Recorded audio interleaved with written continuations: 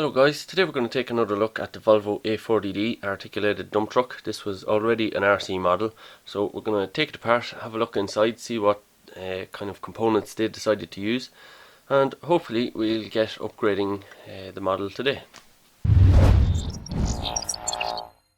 I think I'll just quickly tear down this RC controller first. I don't think I've ever shown what a really simple RC controller looks like on the inside, so I'll take this apart and give you a look inside. So this is the inside of one of these cheap radio controllers. Not much to see here, a little radio module with a chip on board, and all the controls are similar to this one. They just have a little switch here, and you can see as I turn the steering wheel, the central arm is pushed up against the contact on this side. If I push it the other way, it gets pushed up against the contact on that side. So that means we have no proportional control. We only start steering once the contact has been made between the central contact and one of the outside contacts. And that switch is probably being monitored by the little chip on the PCB there, and it'll basically just change the frequency modulation or the amplitude modulation, whichever it is, based on what switches have been pushed. So there's nothing complicated in this, it's really basic. And the other two joysticks are going to be exactly the same, just on a different axis. So I think that's all there is to see in the controller. It's not terribly interesting, and pretty much all these cheap RC car and RC vehicle controllers are going to be exactly the same as that. Well, that's the controller, very basic. So let's take the model apart. We have to do something about the slip clutch in the front drive and the one that raises the bed, and we need to replace the motor that's doing the steering with a proper servo so that we can get some proper proportional control here. And of course we need to get rid of that really annoying speaker system that's on the bottom of this. Okay, so this little cover here, it exposes the axle here, but what's more interesting is not really the axle, it's this part here, which is actually the slip clutch. So I'll try and get this on camera. You can see these two gears are connected to each other, and if I push this out here a little bit, you can see the little pins that form the slip clutch. So as the load on the wheels gets too much for the little system, those little hemispherical pins there, they will just push this gear out, and it will then rotate on the other gear until the little pins can slide into the next hole along. And what that means is that it will just click along through those pins instead of breaking the teeth on the gear. Now we can take the top off, and we can see that most of the electronics is in the model here. It's quite easy to get access to. So we have a huge kind of gearbox section here. We have the drive motor, I believe is this motor and this gear train, and the steering would be this setup here. We clearly have our speaker here, so I'll want to remove that because I don't want that. We also have our antenna coming out the side here, and it looks like whoever assembled this caught the wire in one of the screws of the body there, so it's kind of a miracle that it worked at all. Then we can come over here to our main control board. This is just a little PCB with the switches, nothing particularly interesting there. Then this is probably just a generic RC car control board. So let's take a closer look.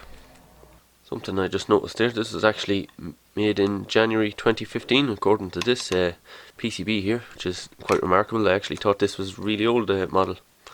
Here's the main control board, nothing terribly complicated. I think these are called chip on board ICs, so they're just an exposed die on the PCB and covered over with this blob of sealant, whatever it is.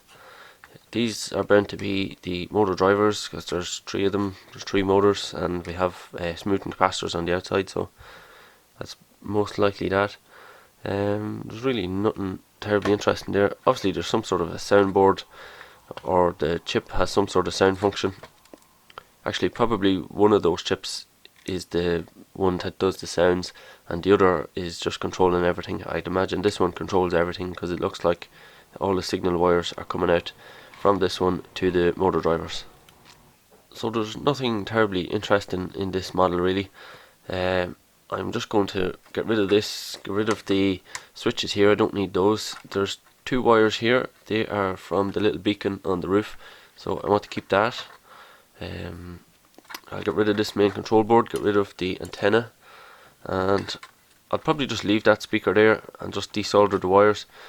I do have a little module for producing sound that I want to test out at some point in the future, so maybe this model would, because it has so much space, would be a good place to test that out. So I might revisit this model and put that little sound module in there and hook it up to that speaker.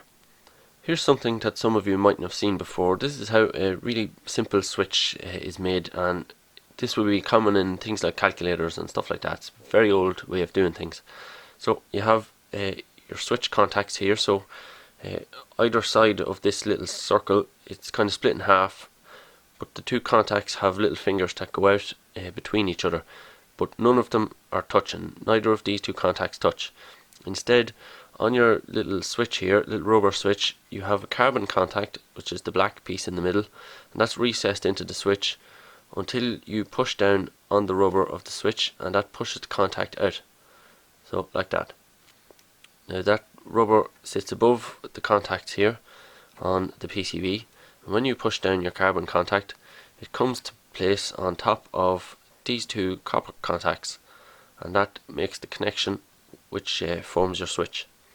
So that's how a very basic switch works. Okay, I've removed the control board now and just exposed the wires for the switch and the motors.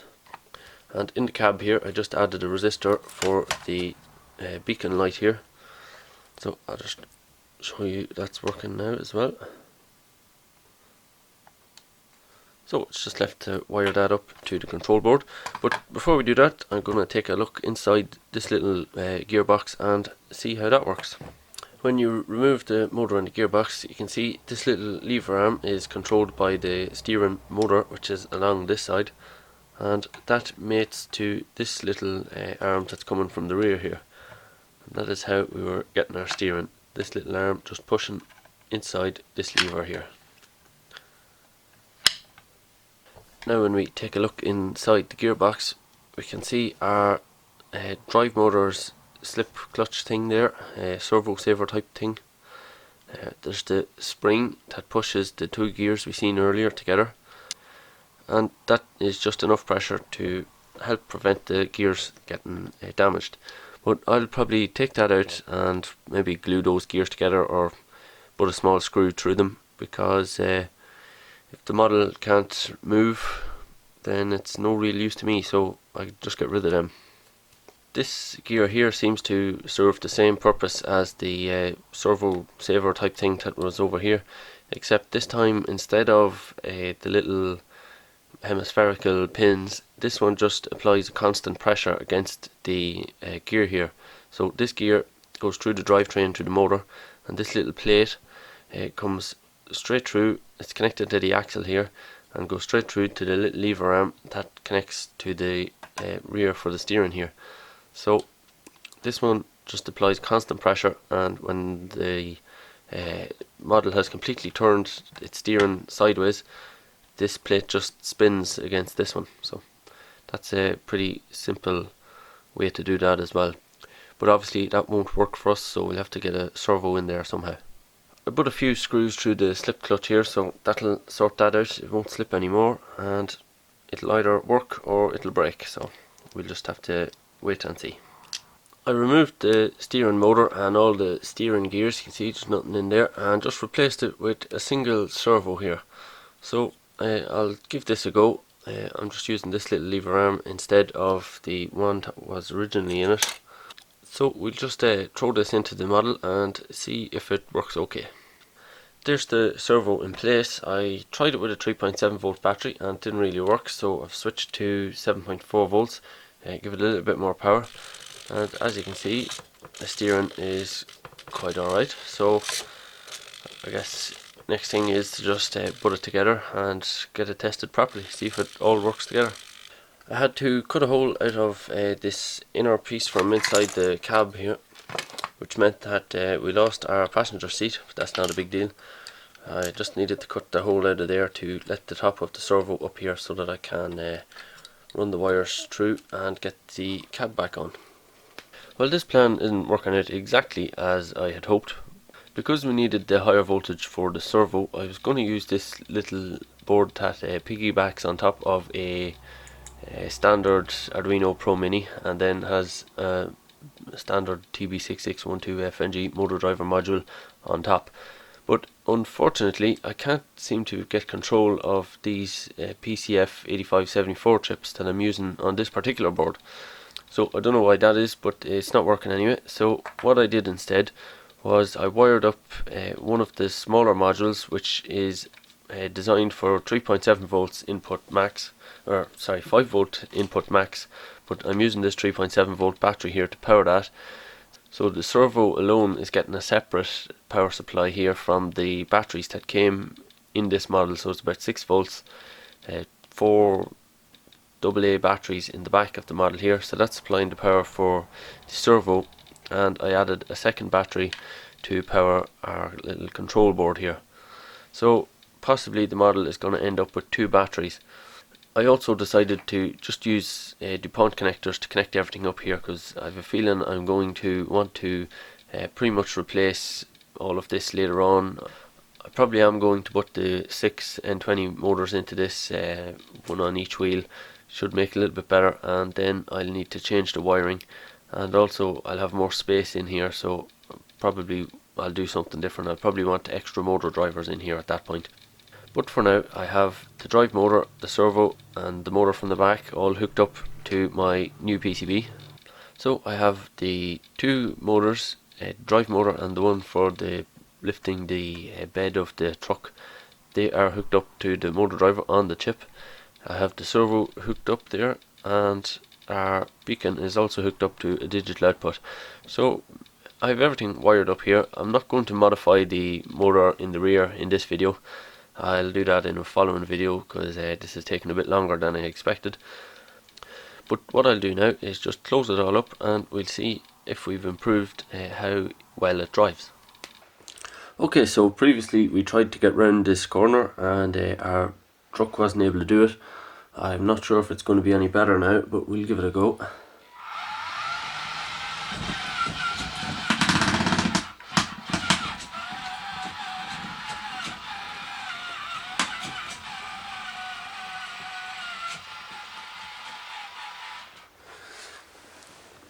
Well, it made it, but there is still a lot of room for improvement, I think.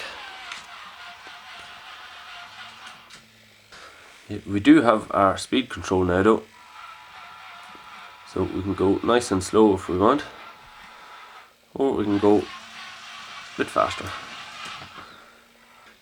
The steering servo might still be a little bit weak, and you can hear the gears clicking on the drive motor, so we're definitely going to need to change the drive motor at some stage, and probably when we free up all that space we should be able to add a much bigger steering servo to add a lot more power.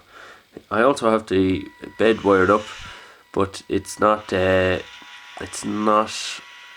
improved any. It's still very weak. I haven't actually looked at it yet, but I'll do that in another video. But you can see we have nice smooth control of the speed the bed raises and lowers that, so we can go very slow or we can go fast.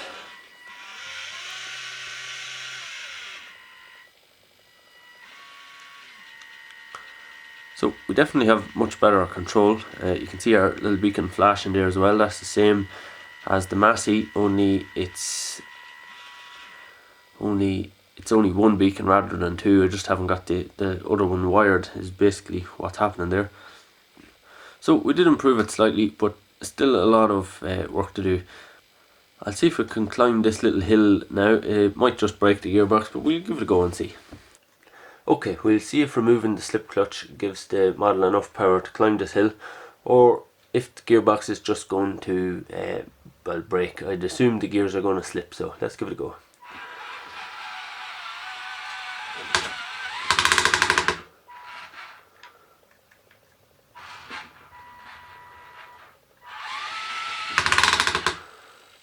So you can hear the gears are slipping in the gearbox. So even though we have the slip clutch fixed, we still have no improvement. Well, it looks like there's a lot more work to do on this Volvo A40D. The drive motor is clearly not strong enough, or at least the gears just continue to slip, so we're going to have to replace that. And then when we have that drive motor out of the way, we should have a lot more space to put in a bigger steering motor, because that still needs a bit of improvement. And since the drive motor needs replacing, it kind of goes without saying that the motor lifting the bed is going to need replacing too.